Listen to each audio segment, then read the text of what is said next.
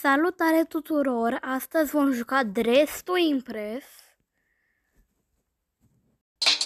Suntem aici. O să facem acest obibi.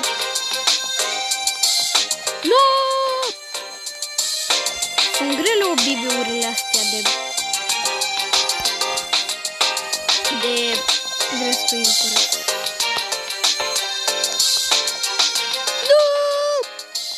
E prea greu.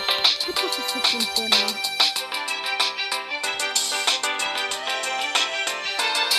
Vreau să pun tema bănăilor. Mamă, 75. Eu dădeam dacă costa 5 robux. Așa oricine putea pune. Așa poate puneau prostie. Și de ce asta vorbește în cing cu pu?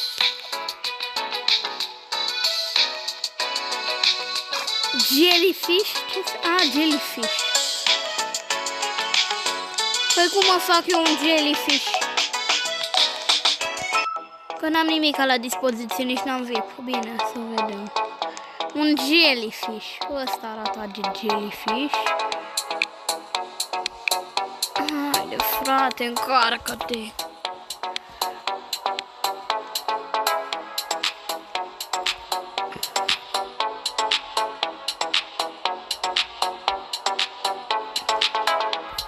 Așa îl punem ăsta.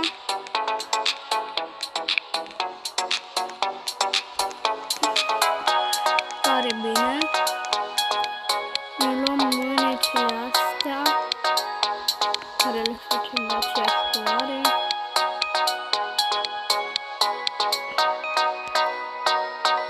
Ne luăm și ăștia.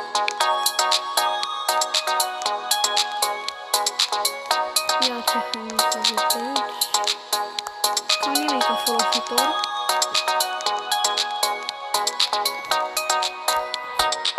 O să le iau ăsta.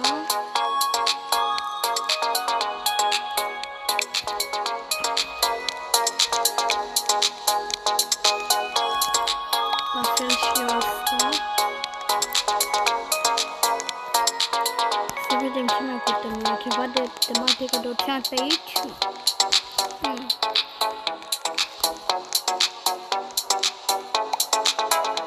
Nu, ăștia nu niciun caz. Nu luăm ăștia. Fața și corpul și părul vrei să ne mai punem. Aș vrea să-mi fac asta de culoarea asta. Dar toată lumea o să mă copieze, așa că o să-mi iau de propria mea culoare. Ia să vedem fața. Nu. Nu. Nu. Da.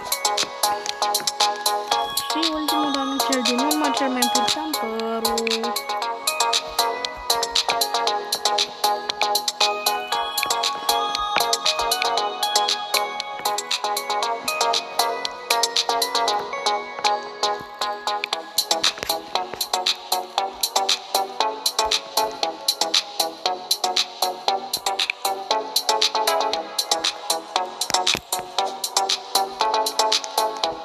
Și ar trebui să scoatem plagiuța asta.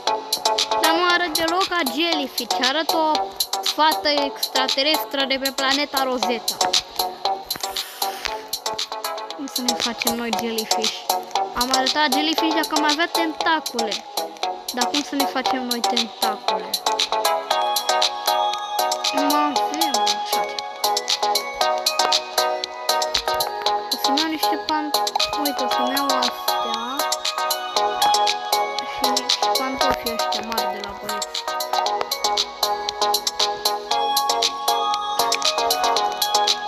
O să-mi iau și o pălărie. Uite, astea vor vrea alte corale, așa. Corale, de pe capul. Și o tragi nu iau. Ce să mai iau? Unuș.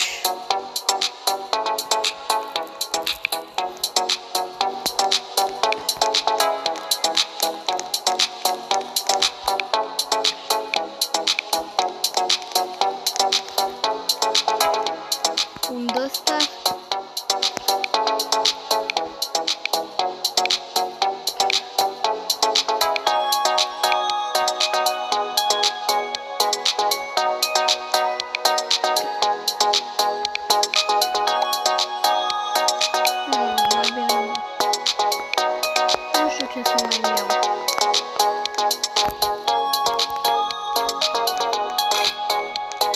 Nu găsim.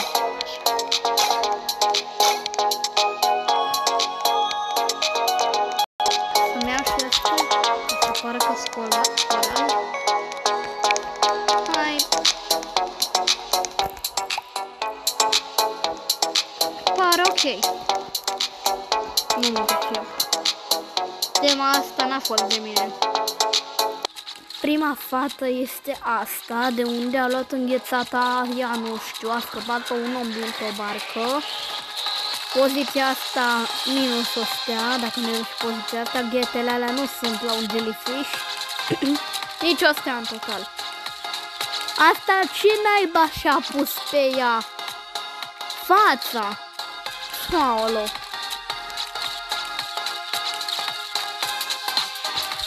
Pune fața, se duce la baie, pune pielea, se duce la baie și asta i-a ieșit. Și crede că îi dăm 5 stele.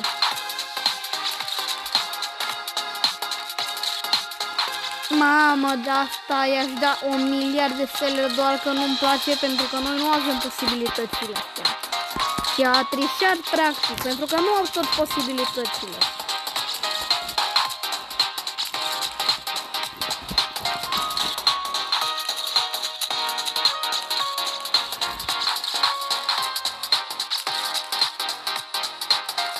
Asta nu înțeleg, asta treia la, asta e zână, nu știu ce.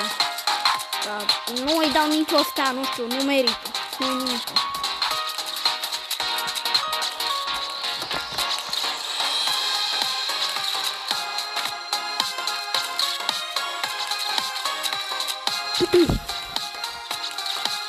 Asta nu, ia mă, deci dacă zice să-i...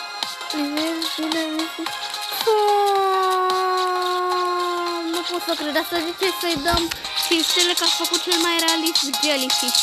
No, îi scriu aici un mare no. No. No, done. Gata.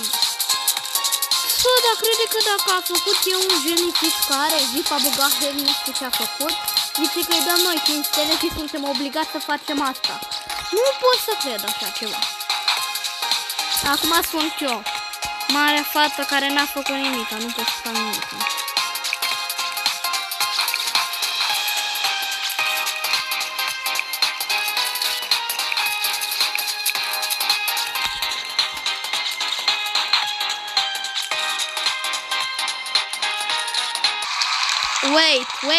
Wait, cum am ieșit? Cum?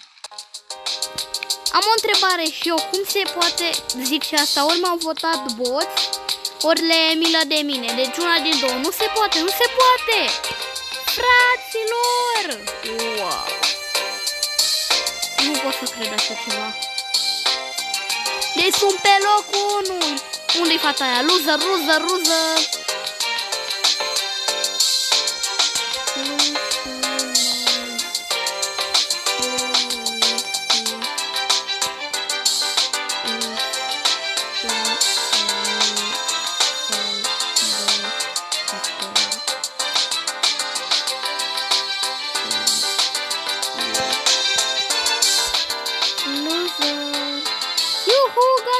mi-am luat revanța la fata asta, știam eu.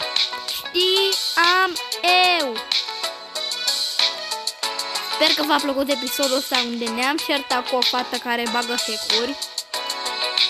Did you play? Nu, mersi.